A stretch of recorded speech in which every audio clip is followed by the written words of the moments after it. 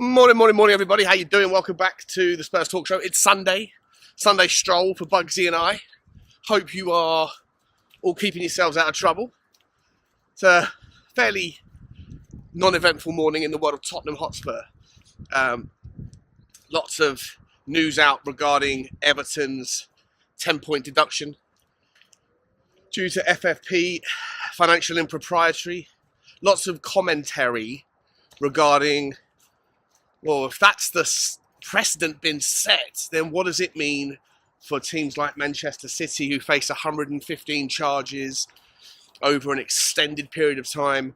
What about Chelsea with, their self-owning, self-advising of their situation with regards an extended period of time in the reign of Roman Abramovich?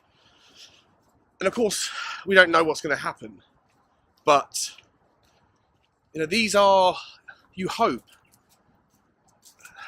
unless you're someone who's directly involved, directly impacted, you would hope that justice is served. Obviously, we don't know the details, right?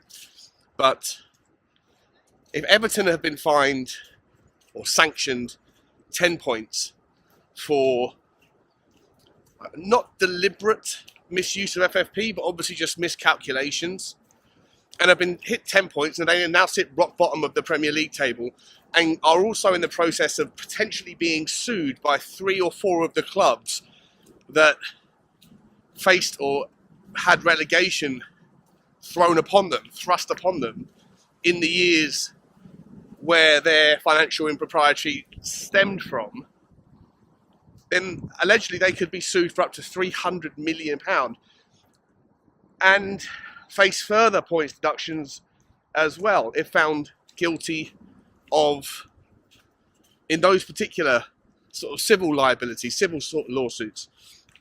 It's a moving target, so I don't want to get stuck into the weeds too much, but I think, again, if you distance yourself, obviously most of the people that are going to watch this are Tottenham fans, so I'm going to try and take it back to Tottenham. But what is the right and reasonable thing to do here? A lot of people are saying it's outrageous that Everton, have to be hit the way that they are. And a lot of experts are saying that. A lot of ex-footballers are saying that. And to me, I find that a little bit of a crazy narrative, because it's the opposite of victim shaming. It's culprit excusing. There's consequences to what Everton did. They pushed the boat out. They spent money they weren't allowed to spend. They bought players of a quality that they shouldn't have been able to have bought. And consequently, by hook or by crook, they had enough points relative to the others that they were competing with to remain in the Premier League. A 10-point deduction this season puts them rock bottom, but they're only 3 points away from getting out of trouble once again in the Foxy, come here, please, in the Premier League. And if it was to finish like this, they may find themselves, with the run of form that they're currently in, still absolutely in no jeopardy of going down within a couple of months. And they might find themselves sort of seemingly having gotten away with it. Meanwhile, the other 3 teams who are suing them face the consequences of having to sell a lot of their best players, lose a lot of their best revenue streams, the sponsorships, that sort of stuff, as a consequence of being relegated to the Championship. And so, I'm not sure even if justice was served for Everton or for the victims of Everton's behaviour. I'm not sure if 10 points is enough. But what it does set the precedent for is that if Everton were found guilty of one incident, one financial fair play misdemeanour, then if Chelsea and Manchester City are found guilty of the things that they are alleged to have committed, then surely a financial penalty is not sufficient, and surely a points deduction really isn't either, at least not to the same degree.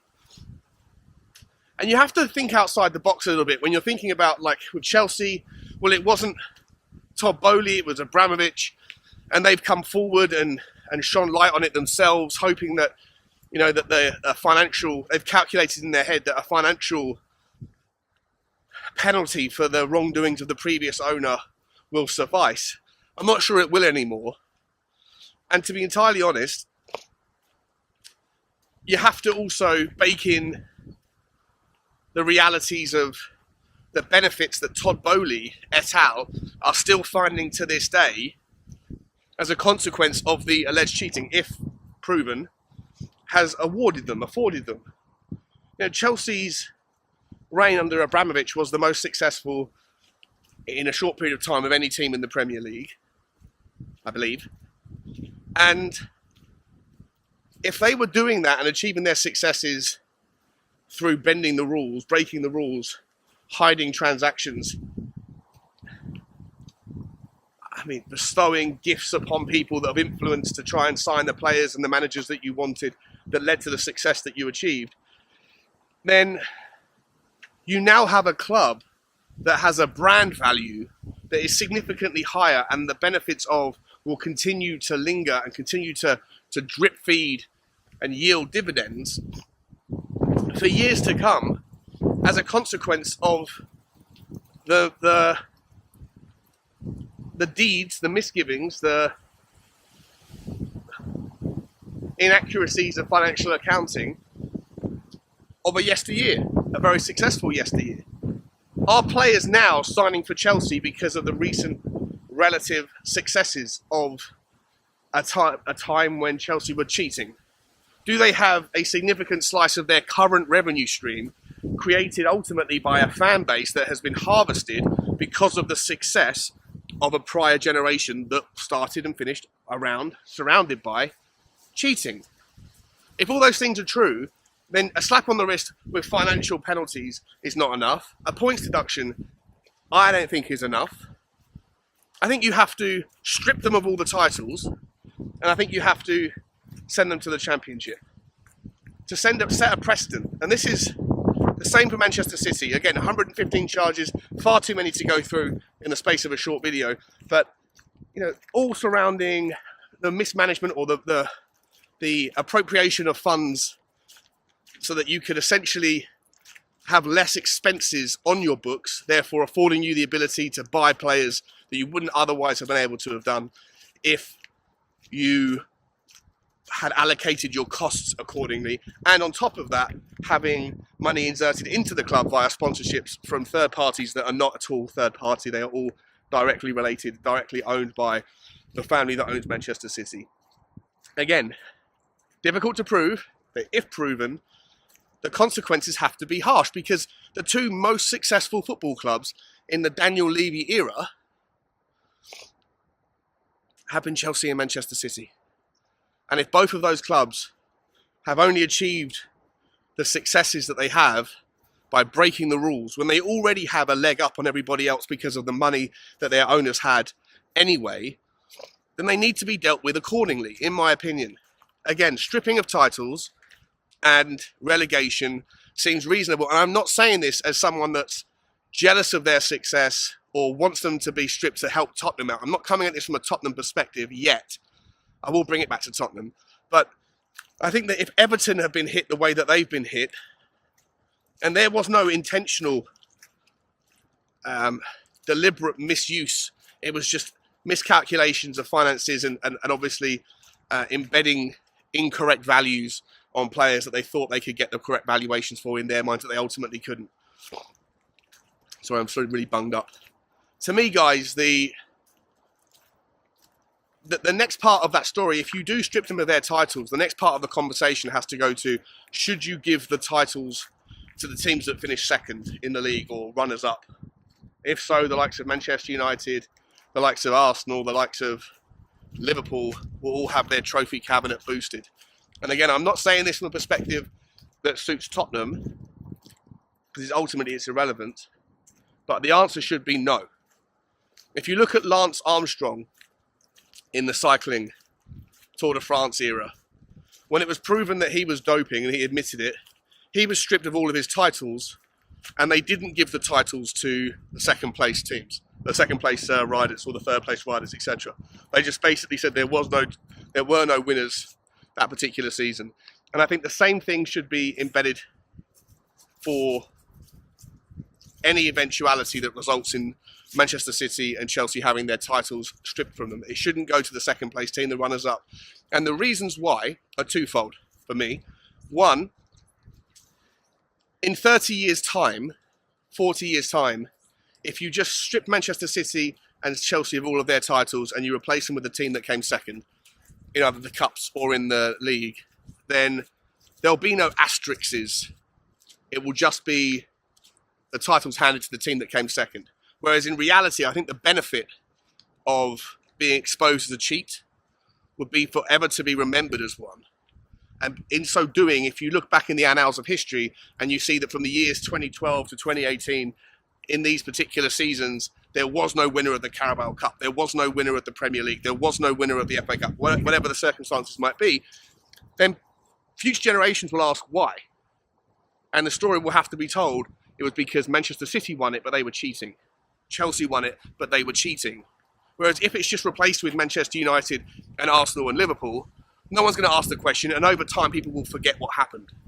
So I think that there needs to be an indelible mark, a stain, a black blemish against those particular years, so that people ask questions in the future. Why, what happened in those seasons? Why there's not an outright winner?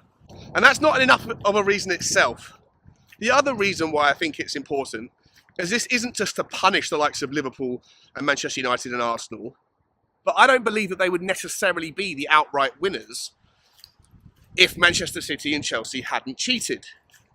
Like, it's an entirely new timeline of events because they're not cheating in one game. It's not like they are, fixing the odds of a final. That gets exposed and ultimately they get taken away and given to the team who was cheated on its day. But over the course of a season, if the players that these clubs had signed had not signed for these clubs because they couldn't afford them at the time, then they would have gone somewhere else. Case in point is Willian at Chelsea. One of the alleged breaches that Chelsea have been accused of is financially bunging the transfer of Willian to Chelsea. He went on to become the player of the year that year for Chelsea when they went on to win the league. But he was supposed to sign for Tottenham on transfer deadline day. And so if Chelsea can't sign Willian because they weren't able to cheat and they stuck by the rules, then Willian would have come to Tottenham. So in that scenario, just in that one individual scenario, you have an entirely new timeline where Chelsea don't have the player of the season and Tottenham do. But Tottenham might not have generated Willian to a level where he would have been the player of the season. It's an entirely new team, an entirely new set of fixtures, an entirely new historical alternative reality. But Tottenham, you could make the argument, would have benefited more had Chelsea not been able to have cheated. And so where would Tottenham then have beaten the other teams more than they did? Would they have lost other games? So you have an entirely new series of events that pans out. So there's no guarantee that had Chelsea not cheated on that one event, let alone the countless others, that the team that came second in the years they were successful would have come second.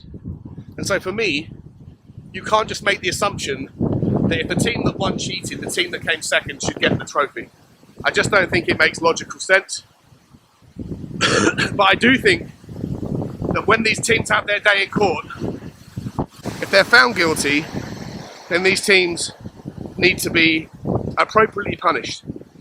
And if 10 points and a potential administration for Everton pending further litigation is on the cards for the team that's done the least wrong of the three, then what does that say should be appropriate for the likes of Manchester City and Chelsea, should they be found guilty of the things that they are accused of doing?